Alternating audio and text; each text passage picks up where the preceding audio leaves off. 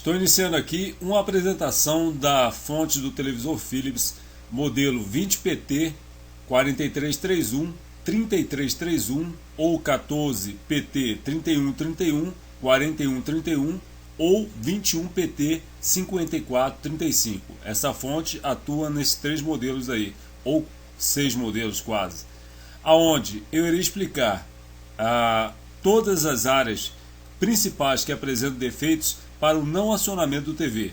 Depois irei avançar para a etapa horizontal e alguns pontos do micro também, ok? Então eu irei apresentar primeiro a parte da fonte primária para visualizar mais próximo, depois irei explicar sobre a fonte secundária.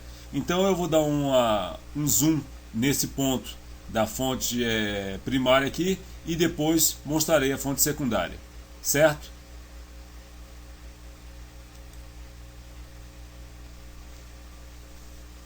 A parte primária dessa fonte é composta por o cabo, obviamente. A área de avaliação não pode ser descartada a avaliação, se o aparelho está inoperante, podemos avaliar essa área. Existe aqui uma chave de pressão, uma chave de contato, onde ela também pode acarretar defeitos diante de seus contatos, pode isolar centelhamento, pode haver uma queima nesses pontos aqui, isolarem. Avançando mais um pouco, onde eu posso me deparar com alguns componentes que precedem o cabo, mas após o cabo, então eu vejo aqui alguns componentes que também podem acarretar a inoperância desse televisor.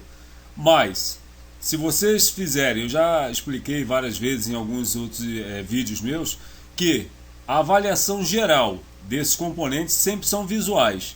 Tanto os transformadores, o PTC, esse aqui faz parte da desmagnetizadora, tá? Essa aqui é a desmagnetizadora onde fica atrás do tubo cinescópio. O PTC ele pode se danificar, mas a inoperância dele seria só o rompimento do fusível, caso houvesse um curto muito forte sobre ele. Avançando aqui, aí temos elementos que podem parar esse televisor, que seria a ponte retificadora. Aqui eu tenho uma composição de ponte retificadora dupla, onde obviamente esse esquema aqui seria tanto para os 4 diodos, como também a de invólucro, ok? Então aqui eu posso tanto usar a de 4 diodos aqui como a de invólucro. Não quer dizer que exista 8 diodos aqui nessa região não aqui. Então dando exemplos aqui no esquema, que tanto pode ser de 4 diodos separados, quanto uma ponte invólucro aqui. No DVD de informações de componentes foi demonstrado isso.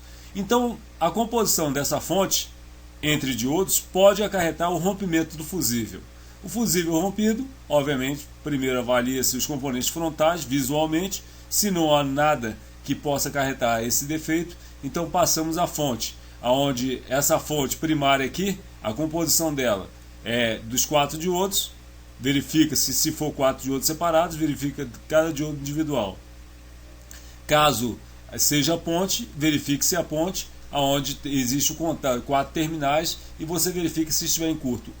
Se houver um curto, faça substituição, avalie o capacitor. Você vai primeiro isolar a fonte primária, para ter uma certeza, você faz o isolamento da fonte primária, para depois fazer uma conexão com a fonte secundária. Por quê? Você corrigindo a fonte primária, tendo certeza que ela está produzindo as tensões normais, que seria a entrada dos 220 ou 110 volts, dependendo da rede elétrica, entrando, sendo retificada e filtrada pelo capacitor, aonde haverá uma tensão de pico diante de 280 até próximo dos 300 volts, com o multímetro digital você poderá confirmar isso. Aí pronto, descarrega o capacitor e vamos avançar para a fonte secundária.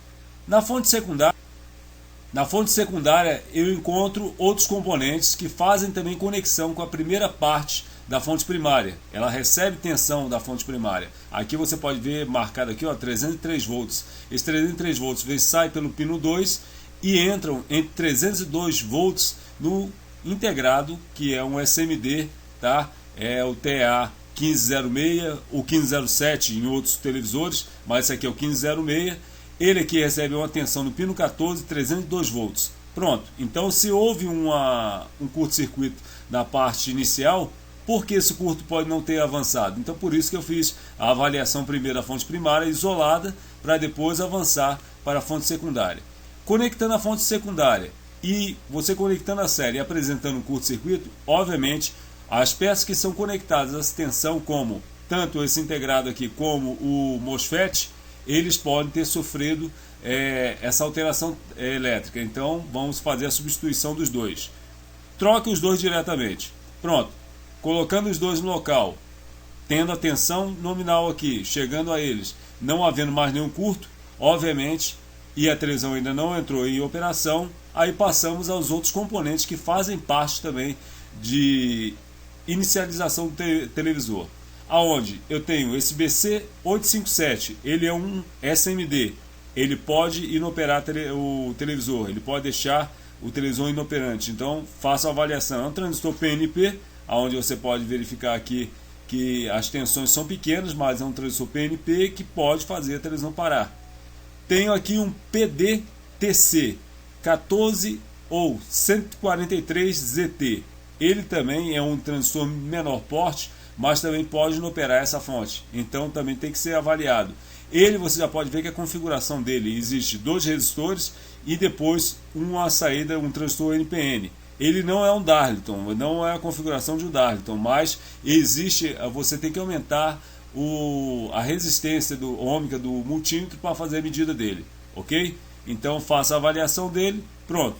Tá ok? Vamos avançar mais para dentro da fonte, onde temos ainda o fotoacoplador.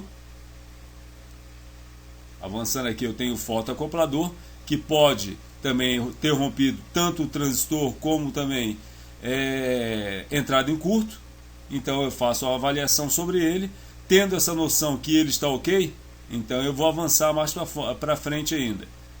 Essa tensão pode alterar a saída da secundária? Não. A fonte ela primeiro sofre uma indução pelo transformador, mas no momento que há qualquer alteração elétrica aqui, ela inopera. Então não há uma indução maior para a fonte secundária, para essa saída dela aqui. Esse integrado aqui faz a frequência que vai fazer esse transformador induzir uma frequência X, aonde vai gerar a tensão que vai alimentar tanto a etapa horizontal quanto outros elementos dessa fonte. Então, mas esse ponto aqui não pode haver uma alteração, não vai ocorrer isso. Esse integrado se danificando, obviamente o transformador para na hora. Então, o que ainda temos, como houve um curto-circuito, ainda temos elementos que podem estar alterados aqui. Os resistores, obviamente, o resistor aqui que recebe uma tensão de 302 volts, que é um resistor de 2K2, ele pode se alterar, então você faça essa avaliação.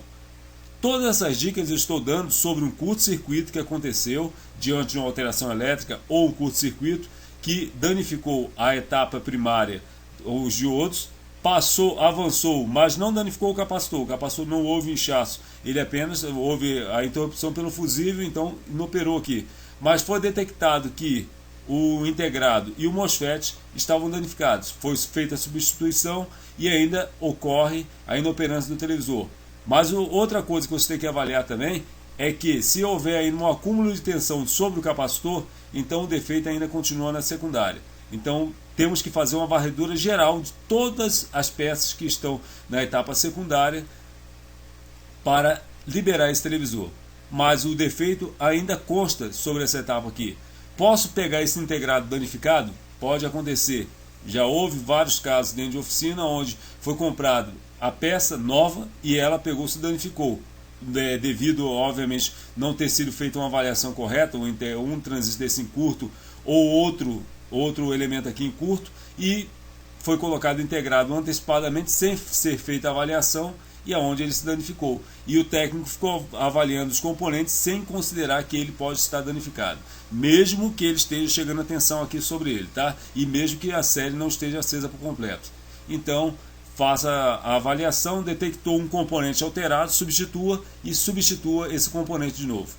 Então aqui foi uma dica aonde houve um dano sobre a fonte primária, a fonte primária decorreu um dano sobre a fonte secundária, desse ponto aqui do transistor PWM e também no MOSFET. E depois foi detectado alguns componentes menores alterados. Feita a substituição, a fonte voltou a oscilar normalmente, sem nenhum dano. Essa foi uma dica de defeito da fonte primária com a secundária inicial. Não houve danos para frente. Agora irei falar com vocês sobre danos que ocorrem na frente da fonte secundária, aonde também pode ocorrer algum componente frontal deixar o televisor inoperante. Então vamos a essa parte.